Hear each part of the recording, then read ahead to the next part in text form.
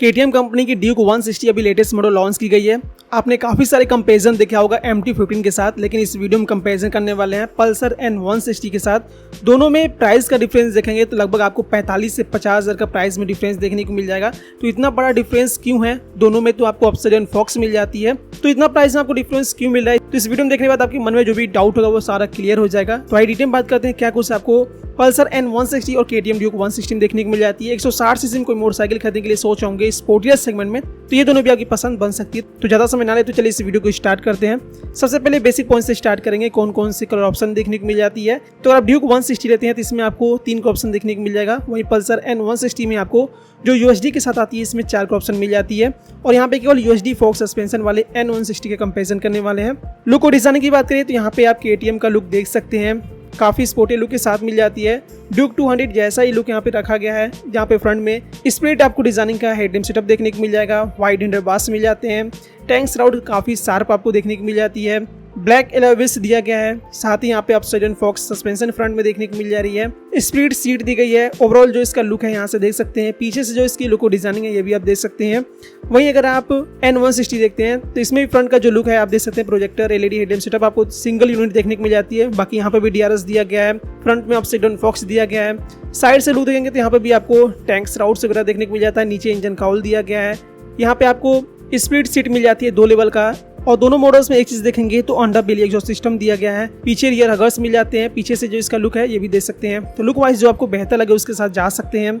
Engine power की अगर बात करें तो यहाँ पे जो ड्यूक 160 है इसमें 164.2 सीसी का liquid cooled 4 stock fuel engine दिया गया है, जो कि 9500 आरपीएम पर 19 PS का पावर 7500 आरपीएम पर 15.5 Nm का टॉर्क जनरेट करती है। इसमें आपको 6 स्पीड गियर बॉक्स मिल जाएगा। कोई भी यहाँ पे किक स्टार्ट सिस्टम देखने को नहीं मिलती है। दूसरे साइड अगर आप N160 लेते हैं तो इसमें आपको 164.8 सीसी का सिंगल सिलेंडर, इसमें आपको एयर कूल्ड इंजन मिलेगा। पहले ये ऑयल कूलिंग के साथ आती थी, लेकिन अब इसमें एयर कूल मिलता है। फ्यूल इंजेक्शन के साथ मिल जाएगी। 8750 आरपीएम पर 16 PS का पावर 6750 आरपीएम पर 14.65 Nm का टॉर्क जनरेट करती है। और इसमें आपको केवल 5 स्पीड तक गियर बॉक्स मिलेगा। तो यहाँ पे इंजन पावर में अगर आप डिफरेंस देखेंगे तो KTM ड्यूक में काफ़ी बढ़िया आपको पावर देखने को मिल जाती है। तो पावर आपको ज़्यादा ड्यूक 160 मिल रही है, लेकिन टॉप इन परफॉर्मेंस देखकर आप थोड़े से हैरान जरूर हो जाएंगे।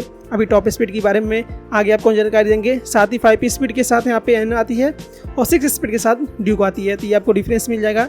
सस्पेंशन सेटअप की अगर बात करें तो KTM ड्यूक 160 की फ्रंट में WP Apex ऑब्सिडियन फॉक्स और रियर में WP Apex मोनोशॉक्स विद नाइट्रोक सस्पेंशन दिया गया है। वहीं N160 की फ्रंट में टेलीस्कोपिक 37 mm और रियर में मोनोशॉक विद नाइट्रोक सस्पेंशन दिया गया है। तो दोनों में ऑब्सिडियन फॉक्स मिल जाती है, नाइट्रोक साथ मोनोशॉक दिया गया है। तो कंफर्टेबल आपको यहाँ पे राइड मिल जाएगी। लेकिन टायर साइज की बात करें तो ड्यूक 160 की फ्रंट में 110/70 का 17 इंच और रियर में 140/60 का 17 इंच के ट्यूबलेस टायर दिए गए हैं, जिसके फ्रंट में 320 mm का डिस्क ब्रेक और रियर में 230 mm का डिस्क ब्रेक दिया गया है। लेकिन अगर आप N160 लेते हैं जिसके फ्रंट में 100/80 का 17 इंच और रियर में 130/70 का 17 इंच के टायर्स दिए गए हैं, जिसके फ्रंट में देखेंगे तो 300 mm का डिस्क ब्रेक और रियर में 230 mm का डिस्क ब्रेक दिया गया है। तो यहाँ पे जो टायर साइज है ड्यूक में काफ़ी चौड़े मिल जाते हैं और ब्रेकिंग सिस्टम भी ड्यूक में थोड़ी सी बेहतर दी गई है। फीचर्स की अगर बात करें तो ड्यूक 160 में आपको डुअल चैनल का ABS मिल जाता है, जिसमें आपको स्विचेबल ABS भी देखने को मिल जाती है। ABS के 2 मोड रोड और सुपर मोटो आपको देखने को मिल जाती है, जिसमें आप रियर ABS को ऑफ भी कर सकते हैं।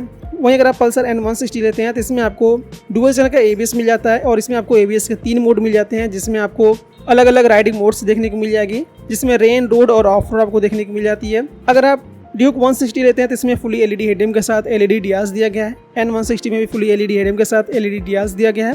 ड्यूक 160 में देखेंगे तो LCD स्क्रीन मिलता है, जहाँ पे कनेक्टिविटी फीचर दी गई है, जहाँ पे टर्न बाय टर्न नेविगेशन भी देखने को मिल जाएगा। Gear position indicator, RPM, odometer, trip, average speed, average mileage, तमाम फीचर्स मिल जाते हैं। क्लॉक की भी जानकारी देखने को मिल जाती है।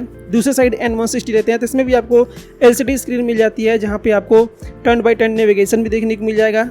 गियर पोजिशन इंडिकेटर दिया गया है। कॉल SMS अलर्ट की जानकारी मिल जाएगी। काफ़ी सारी इन्फॉर्मेशन इसके भी डिस्प्ले मिल जाता है। Average mileage, distance to empty वगैरह भी आप यहाँ पे देख सकते हैं। लेकिन जो डिस्प्ले की डिज़ाइनिंग है, विजिबिलिटी है, थोड़ी सी बेहतर आपको ड्यूक में देखने को मिल जाती है। दोनों में आपको इंजन किल स्विच भी देखने को मिल जाता है। वहीं ड्यूक 160 में आप देखेंगे तो हज़ार्ड का फीचर मिल जाता है, जो कि N160 में हज़ार्ड का फीचर नहीं दिया गया है। केवल DRS के ब्राइटनेस को कम या ज़्यादा आप कर सकते हैं, लेकिन LED इंडिकेटर्स दोनों में दी गई है। इसके अलावा N160 में देखेंगे तो चार्जिंग सॉकेट देखने को मिल रहा है, जो कि इसके टैंक के ऊपर दिया गया है। तो फीचर्स वाइज अगर आप देखेंगे तो ये सारी डिफरेंस देखने को मिल जाती है। फीचर्स लगभग सिमिलर है, कुछ हद तक फीचर्स थोड़े बहुत आपको यहाँ पे डिफरेंस देखने को मिल जाएगी, लेकिन जितने भी जरूरत के फीचर्स है दोनों में यहाँ पे दी गई है। माइलेज और टॉप स्पीड की बात करिए जहाँ पे थोड़ा सा आपको कन्फ्यूजन हो सकता है, क्योंकि ड्यूक 160 कंपनी क्लेम कर रही है 40 kmpl तक माइलेज देगी, लेकिन जो N160 आती है इसमें 45 kmpl तक माइलेज मिल जाती है। वहीं ड्यूक 160 की जो टॉप स्पीड है 122 kmph तक पे जाकर इसकी लिमिटर आ जा रहे हैं, कई सारे इसके वीडियोस आए हुए हैं।